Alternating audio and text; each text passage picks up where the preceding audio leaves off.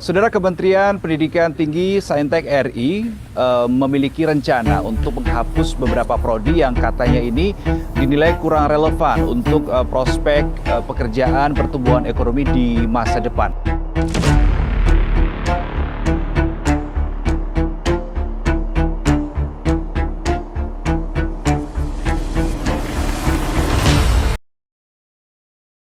Pengamat pendidikan Indra Karismiaji menyorot keputusan Kementerian Pendidikan Tinggi, Sains dan Teknologi atau Kemendikti Saintek yang menutup 122 program studi atau prodi.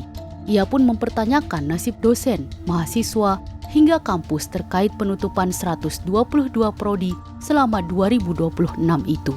Di antara 122 prodi yang ditutup, terdapat 8 program studi yang paling banyak ditutup, yakni D3 Kebidanan, D3 Manajemen Informatika, D3 Akuntansi, D3 Teknik Komputer, D3 Keperawatan, D3 Keuangan dan Perbankan, S1 Manajemen Retail, serta S1 Matematika. Di antara seluruh program tersebut, D3 Kebidanan menjadi program studi yang paling banyak ditutup, disusul D3 Manajemen Informatika dan D3 Akuntansi. Menteri Pendidikan Tinggi, Sains dan Teknologi, Brian Yuliarto, menjelaskan bahwa sejumlah program studi ditutup karena jumlah mahasiswanya terus menurun atau karena perguruan tinggi ingin menggantinya dengan program studi yang dinilai tidak menarik dan relevan dengan kebutuhan pasar kerja. Ia mencontohkan perubahan program studi matematika menjadi aktuaria karena lulusan aktuaria memiliki fokus pembelajaran yang lebih sesuai dengan kebutuhan industri. Penutupan ratusan program studi ini sebenarnya bukan sekedar urusan teknis administratif kampus belaka. Jika dicermati lebih dalam, fenomena ini adalah cermin dari pergeseran besar dalam cara negara memandang pendidikan tinggi. Eksistensi sebuah program studi kini sangat ditentukan oleh seberapa laku lulusannya di pasar kerja. Penjelasan Menteri Brian Yuliarto yang mencontohkan pengalihan prodi matematika menjadi aktuaria karena dianggap lebih sesuai kebutuhan industri semakin menegaskan bahwa logika yang dipakai adalah logika pasar, bukan logika keilmuan atau peradaban. Pola pikir semacam ini sebenarnya tidak lahir dari ruang kosong. Ia adalah buah dari kebijakan link and match yang sejak lama digaungkan sebagai solusi untuk menyelaraskan dunia kampus dengan dunia industri. Di satu sisi terdengar logis, sebab siapapun tentu ingin lulusan perguruan tinggi mudah terserap kerja. Tetapi jika ditelisik lebih jauh, paradigma ini sesungguhnya berakar dari cara berpikir kapitalistik, di mana pendidikan tidak lagi dipandang sebagai proses pembentukan manusia secara utuh, melainkan sebagai jalur produksi tenaga kerja siap pakai.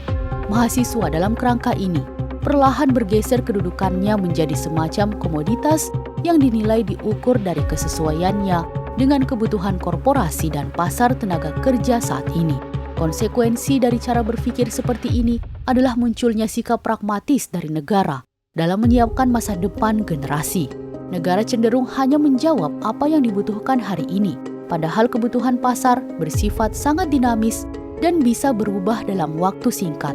Prodi yang hari ini dianggap menjanjikan karena banyak peminat di dunia kerja bisa jadi 5 atau 10 tahun ke depan justru tergerus oleh otomatisasi atau perubahan teknologi.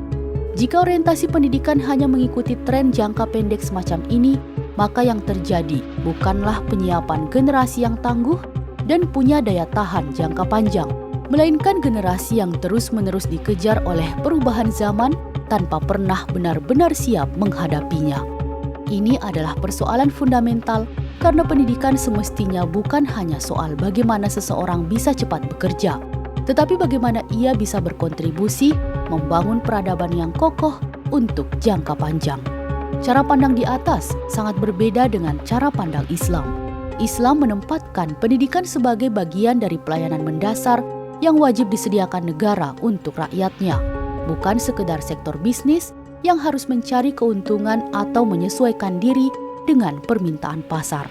Ada 3 hal pokok yang menjadi tujuan pendidikan menurut pandangan Islam, yakni membentuk kepribadian Islam pada diri setiap individu, mengembangkan ilmu pengetahuan yang berkaitan dengan kemaslahatan manusia, dan mempersiapkan tenaga-tenaga ahli yang benar-benar dibutuhkan oleh umat. Ketiga tujuan ini jelas berkaitan dengan kebutuhan real umat dalam jangka panjang. Sejarah peradaban Islam sendiri menjadi bukti nyata bahwa kemajuan ilmu pengetahuan tidak harus digerakkan oleh dorongan komersial. Banyak ilmuwan besar lahir dari dunia Islam dalam bidang matematika, astronomi, kimia, hingga kedokteran.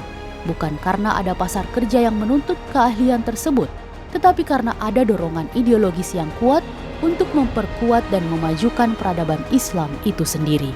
Ilmu dikembangkan karena dianggap bernilai bagi umat dan peradaban.